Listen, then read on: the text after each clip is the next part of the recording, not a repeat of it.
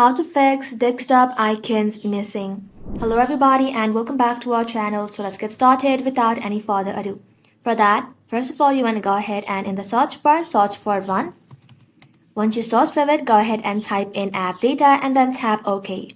From here, you want to go ahead and tap on View right over here, then tap on Show. Then inside here, you want to make sure Hidden Items is selected. Once done, tap on Local.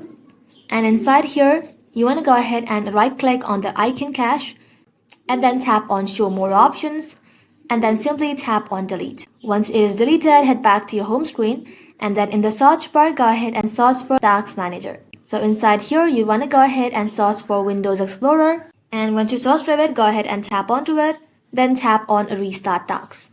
Once it is done, head back to your home screen again and then simply select the application where you would want the icon to be back. Let's go ahead and right click onto it, then tap on Properties, then simply tap on Change Icon. Inside here, you'll then be able to find the icon right over here. Tap onto it, then tap on OK. Then tap on Apply, and just like so, you'll then be able to fix desktop icon missing. That ends the video, guys. Thank you all for watching the video till the very end, and stay tuned until our next upload.